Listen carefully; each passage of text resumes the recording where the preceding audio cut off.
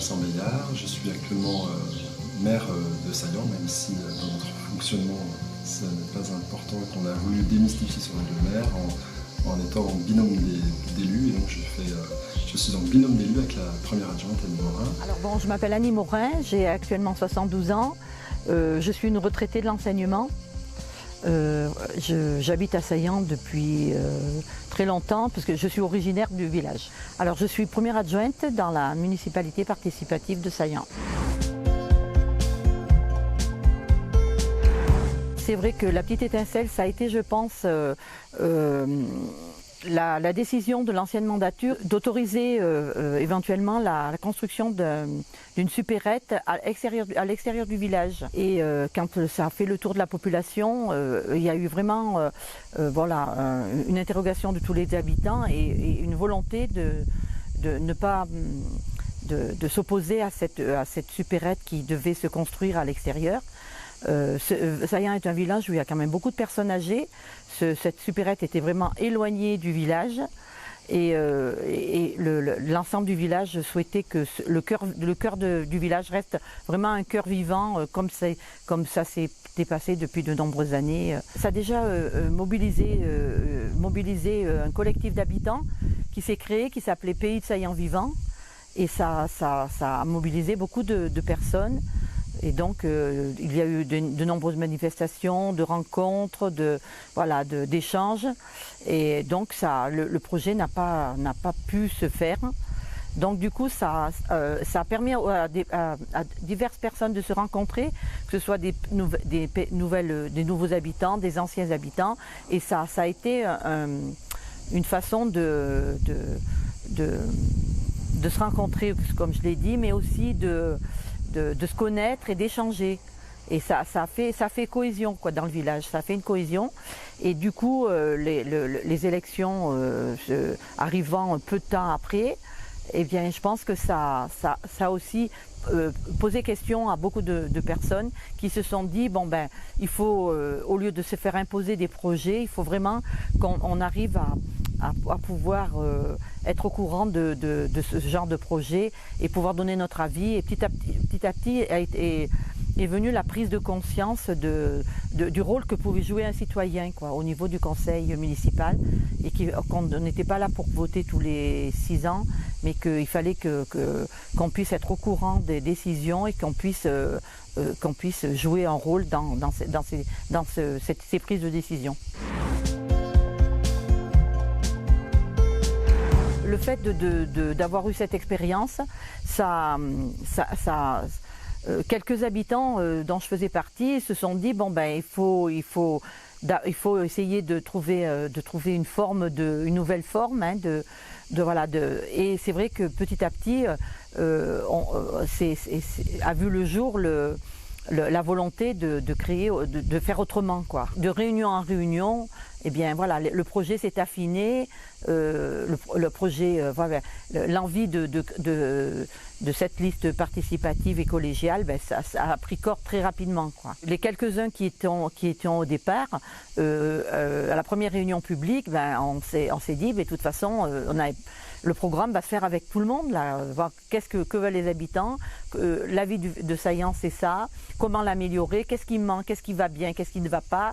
Voilà, c'était les questions, c'était plein de questionnements la première réunion. Et petit à petit, au cours des réunions, ben, on a vu arriver des personnes qui n'ont encore pas décidé d'être sur la liste, mais qui avaient envie de s'investir pour qu'il y ait quelque chose de nouveau. Donc petit à petit, ben, les choses se sont affinées au cours des réunions.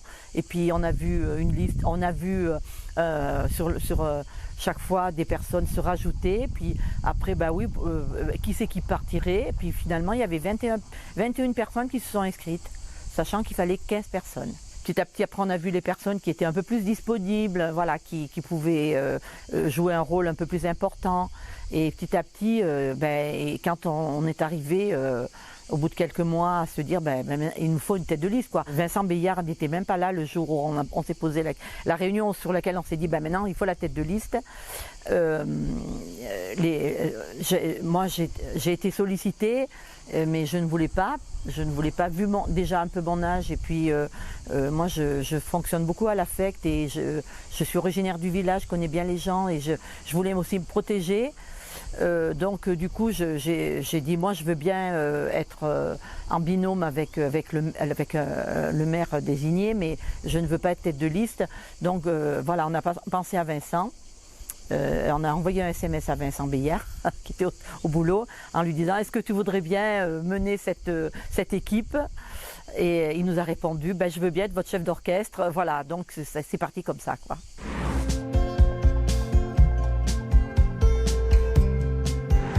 Depuis 2014, on fonctionne de manière participative. Dès qu'on a été élu, on a ouvert en grand les portes de la mairie. C'était un jour assez exceptionnel. Les gens découvraient au final ce qui est la maison commune. On a eu 250 personnes qui se sont inscrites sur des commissions thématiques qui se réunissent une fois par an au moment des vœux du maire, qu'on a un peu transformé. On s'est servi de cette occasion-là, et puis ça nous permet de faire le bilan de l'année et de voir les perspectives pour l'avenir, tout en soulevant des problématiques, des diagnostics, et puis les atouts qu'on a saillants, et de transformer ça dans des projets ensuite, qui viennent très concrètement, qui aboutissent à des groupes actions-projets, voilà, qui sont beaucoup plus concrets, sur lesquels les personnes, tout au long de l'année, vont s'inscrire et participer à définir, co-construire, élaborer, en lien avec les comités de pilotage, qui sont une instance de la gouvernance à Saillant. On se réunit tous les jeudis soirs et on aborde tous les problèmes qu'on peut rencontrer à la mairie au quotidien, mais aussi tous les projets qui sont en cours, sur lesquels, en fin de compte, les deux élus référents des groupes Action Projet en lien avec les habitants font remonter l'avancée de ces instances de travail jusqu'à l'aboutissement. Alors les commissions participatives, elles sont là un petit peu, comme j'ai dit, à faire un peu le bilan par thématique. On a 7-8 compétences à Saillant. C'est des grandes journées de travail qui permettent en fin de compte de prioriser des projets sur les thématiques, et de voir ensuite, vu qu'elles sont annuelles et on aborde l'ensemble de ces thématiques, de voir la transversalité qu'il peut y avoir entre les dossiers aussi. C'était dans nos préambules, en fin de compte, dans notre charte qu'on a écrit, les chartes de valeurs. On disait quelles étaient nos valeurs, mais aussi nos objectifs et ce qu'on se donnait en moyens. Et les moyens qu'on se donnait, c'est qu'on s'était dit que c'est aux élus d'être responsables de la participation. Il ne suffit pas de le marquer, de le vouloir et de se dire après, par exemple, ça ne marche pas, et puis on a essayé, et puis ça ne marche pas. C'est de dire que si ça ne marche pas, c'est toujours de la responsabilité des élus de trouver d'autres moyens afin d'apporter de la participation. Donc on comprend que dans une mairie, il y a des conseils d'adjoints qui se réunissent en fin de compte en vase clos, à huis clos on va dire plutôt, le maire et ses adjoints, et rarement l'ensemble des conseillers. Donc nous on n'a pas opté pour ça, ça n'existe pas chez nous.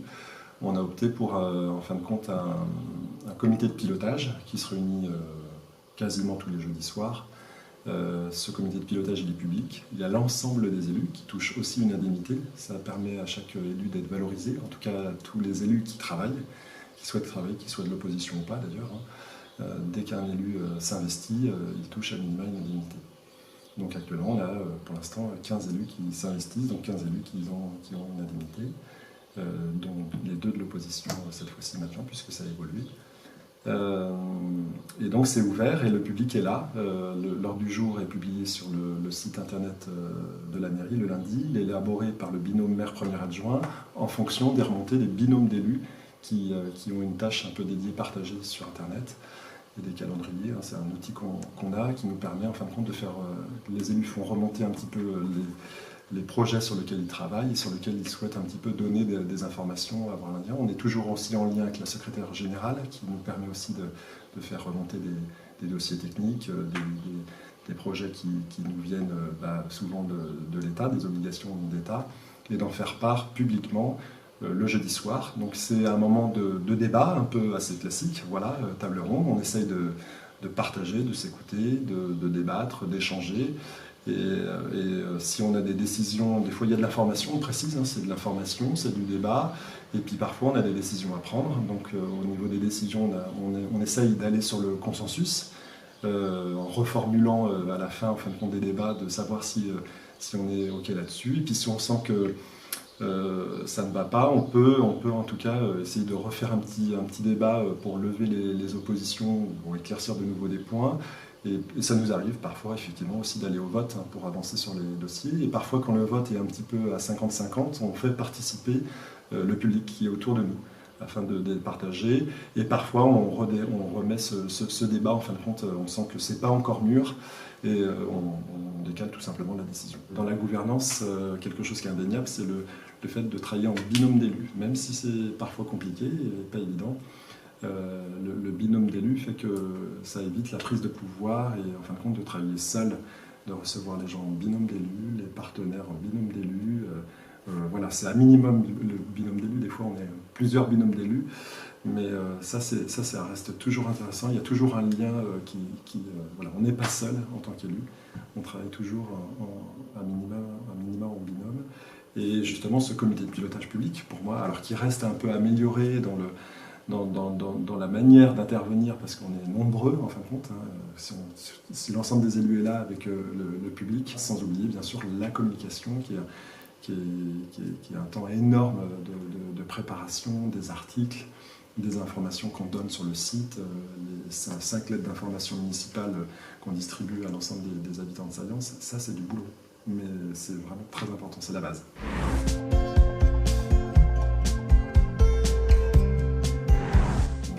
C'était de démystifier le rôle du maire. Alors c'est pas évident quand même, on a tellement bousculé beaucoup de choses qu'au final, culturellement, le maire est toujours une figure importante pour un village, donc c'était pas évident. Même moi j'ai dû un petit peu m'approprier ce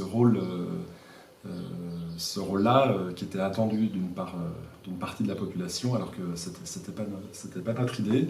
Mais petit à petit, on a pu, à travers notre agent d'accueil à la mairie, effectivement, toutes les demandes qui viennent des citoyens, qui sont souvent adressées à monsieur le maire, d'essayer de leur dire, d'éclairer leurs questions, et de pouvoir, en fin de compte, qu'on puisse les orienter vers le binôme d'élus compétents en fonction de leurs questions. Et petit à petit, voilà, ça commence à s'ancrer, et puis le résultat, c'est qu'effectivement, on ne parle pas en tout cas de mon nom en tant que maire, mais on parle plutôt de la mairie à Saillant. Donc ça, c'est intéressant. On ne parle pas de Béillard, qui est mon nom, mais on parle plutôt de la mairie. Donc la mairie, on entend que c'est parfois la commune, c'est encore mieux.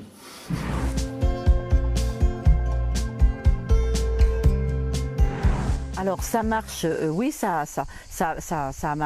pour moi ça a marché. Ça a été une liste diverse et variée. On se connaissait pas tous, moi je connaissais certaines personnes mais pas tout le monde.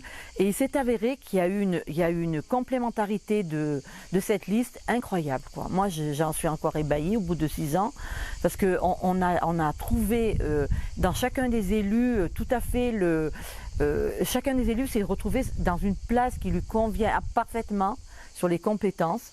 Ça a fonctionné tout de suite et c'est incroyable, quoi. C'est vraiment ça a été du coup ça a glissé, quoi, tout automatiquement, parce que chacun s'est retrouvé avec une compétence qui lui allait comme un gant, on va dire, qui correspondait à son tempérament, à son parcours aussi, évidemment. Par contre, en fin de mandature, on se rend compte qu'il y a quand même beaucoup de choses à revoir.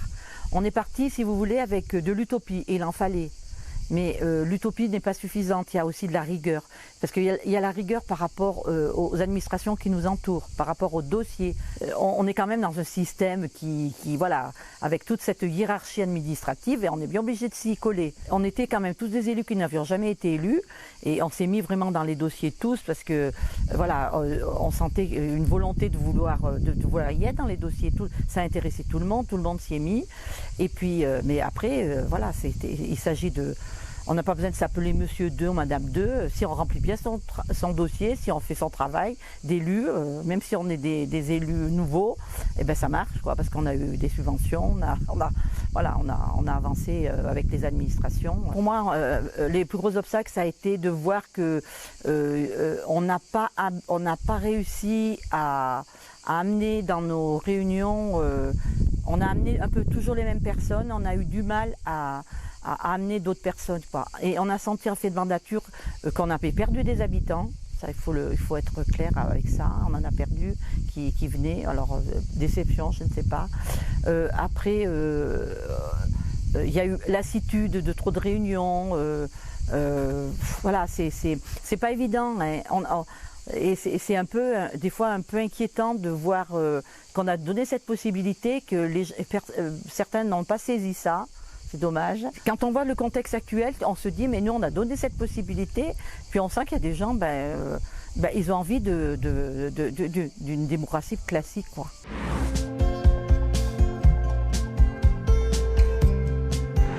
Je trouve que de remettre du pouvoir de l'agir au niveau des habitants, ça met de l'intelligence collective, et en fin de compte, forcément de mettre de l'intelligence collective dans la co-construction, ça apporte de l'intelligence collective dans les dossiers, dans les projets, c'est évident. Alors, on nous dit parfois c'est plus lent, ça va moins rapidement, mais une personne seule qui décide, avec parfois des techniciens, on le voit, il y en a des très bons, mais en fin de compte, quand on a un ensemble de personnes qui croisent des regards, des réflexions, et en fin de compte, ça apporte de la richesse.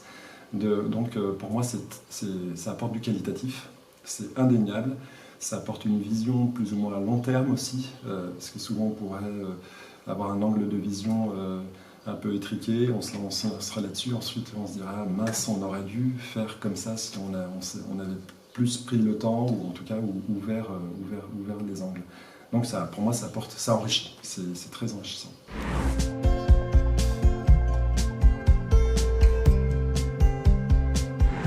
Il faut avoir dès le départ une exigence, parce que la participation, ça demande vraiment de l'exigence,